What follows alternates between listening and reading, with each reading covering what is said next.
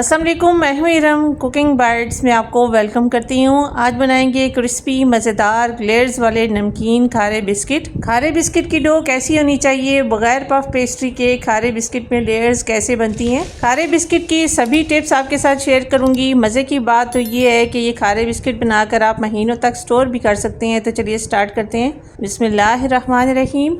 अस्सलाम वालेकुम दोस्तों, कैसे हैं आप सब। उम्मीद है कि सब ठीक होंगे। खारे बिस्किट बनाने के लिए सबसे पहले बाउल में 2 कप मैदा छान कर डालेंगे। इसमें शामिल करेंगे 1 टीस्पून नमक, 1 टीस्पून इसमें साबुत सफ़ेद ज़ीरा। डालने के बाद इसमें डालेंगे हाफ़ टीस्पून अजवाइन।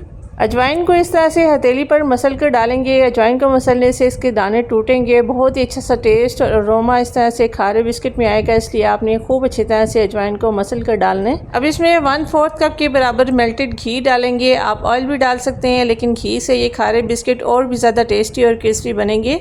घी और मैदे को मिक्स करेंगे। इसको आपने इतना बेहतरीन सा मिक्स करना है कि हर तरफ मैदा अच्छी तरह से मिक्स हो जाए। इसमें इस तरह से एक क्रम्बल सा बनना स्टार्ट हो जाए।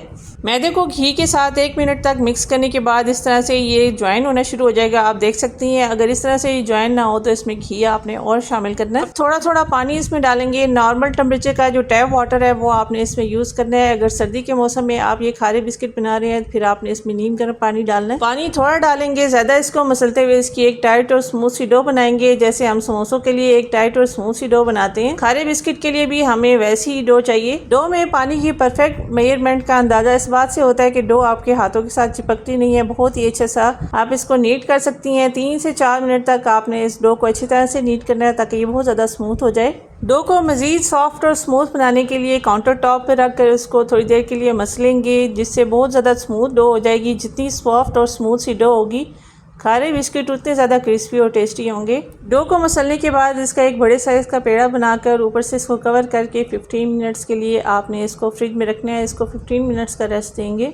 पफ पेस्ट्री के बगैर खारे बिस्किट में लेयर्स क्रिएट करने के लिए पफ पेस्ट्री का अल्टरनेट बनाएंगे, जिसके लिए 2 टेबल स्पून मैदा बाउल में डालने के बाद इसमें डालेंगे 2 tablespoon cornflour, 4 tablespoon घी को मेल्ट करके इसमें शामिल करेंगे।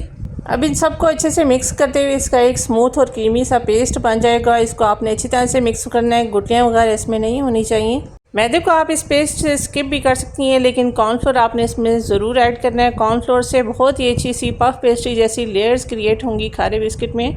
अब इस मिक्सचर को मिक्स करने के बाद करेंगे साइड पे, चलेंगे नेक्स्ट स्टेप की तरफ। उतनी देर में खारे बिस्किट की डो सेट हो चुकी है। 4 इक्वल पार्ट्स में इसको डिवाइड करने के बाद 4 इक्वल साइज़ के पेड़े इसके बनाएंगे। इन चारों पेड़ों में से एक पेड़ा लेकर इस तरह से सरफेस पर मैदे की डस्टिंग करने के बाद इसको बेलेंगे।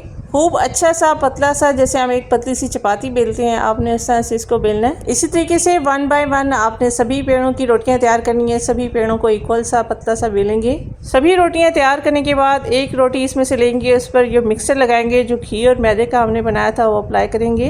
ब्रश से या हाथ से, जिस तरह से आपको ज़्यादा इजी लगे, आपने ये मिक्सचर इसके ऊपर अप्लाई करना है। खूब किनारों तक आपने अच्छी तरह से इस मिक्सचर को लगाना है।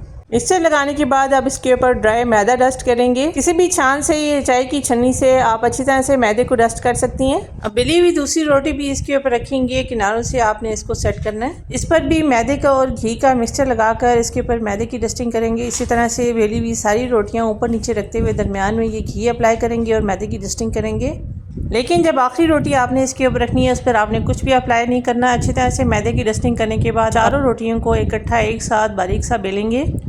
चारों रोटियों को आपने रोलिंग पिन की मदद से बहुत ही बारीक कर लेना है। जितना पतला कर सकती हैं उतना ज़्यादा पतला इनको करेंगे। इन 4 रोटियों की अब एक बड़े साइज़ की रोटी बन गई है। आपने दोबारा से घी और मैदे का मिक्सचर इसके ऊपर अप्लाई करना है। फिर से अच्छी तरह से ड्राई मैदा इसके ऊपर लगाएंगे। ड्राई मैदे की खूब सारी आपने डस्टिंग करनी है। इससे बहुत ही अच्छी सी खारे बिस्किट में लेयर्स बनेंगी इंशाल्लाह ताला। मैदा डस्ट करके अब रोटी को आपने कुछ इस तरह से फोल्ड करना है। अंदर की तरफ पहले इसको फोल्ड करेंगे। एक साइड से फोल्ड करने के बाद दूसरी साइड से फोल्ड करेंगे। फिर दोनों किनारों से दोबारा आपने इसको फोल्ड करना है, जैसे हम चौकोर पराठा बनाते हैं, सेम उस तरह की फोल्डिंग आपने इसकी करनी है। अब इसका एक बहुत ही मोटा सा चौकोर सा पेड़ा बन गया। आपने दोबारा से इसको बेलना है। इस बार मैदे की डस्टिंग करने की ज़रूरत नहीं है। आपने इसमें बहुत ज़्यादा घी लगाया है, इसलिए ज़्यादा चिपकेगा नहीं। बहुत ही अच्छी तरह से आप इसको बेल सकती हैं। इस बार आपने इसको थोड़ा सा मोटा बेलना है। बेलने के बाद खारे बिस्किट की कटिंग करेंगे। ज़रूरी नहीं है कि आपके पास पिज़्ज़ा कटर हो तो आप इसकी कटिंग कर सकती हैं। तेज़ छुरी से भी इसकी कटिंग की जा सकती है। किसी भी साइज़ या किसी भी शेप में आप अपनी मर्ज़ी से इसकी कटिंग कर सकती हैं। मैं यहाँ पर इसके थोड़े से रेक्टेंगल बनाऊँगी, जैसे बेकरी से खारे बिस्किट मिलते हैं। हैं सेम उस तरह की शेप इसकी बनेगी। क्रिस्पी और मज़ेदार भी ये बेकरी जैसे होंगे। बहुत ही आसान तरीके से खारे बिस्किट इस तरह से आप घर में बना सकती हैं। ये देखें, बार बार फोल्ड करने से, बार बार घी लगाने से इसमें कितनी अच्छी सी लेयर्स बनी है, आप देख सकते हैं। खारे बिस्किट को अमूमन बेक किया जाता है, लेकिन आज हम बेकिंग नहीं करेंगे, आज हम इनको फ्राई करेंगे। मीडियम फ्लेम पर दरमियाने गर्म ऑयल में खारे बिस्किट फ्राई करेंगे। हाई फ्लेम पर फ्राई करने से कलर तो इन पर आ जाएगा, लेकिन ये ज़्यादा क्रिस्पी नहीं होंगे, इसलिए आपने लो टू मीडियम फ्लेम पर इनको फ्राई करना है। खारे बिस्किट डालने के बाद फ़ौरन आपने इसमें चम्मच वगैरह नहीं चलाना। कुछ देर के बाद ये इस तरह से फूल जाएंगे। ये जब एक साइड से ब्राउन हो जाए तो साइड की इनको फ्लिप करके दूसरी साइड से भी अच्छी तरह से गोल्डन होने तक फ्राई करेंगे।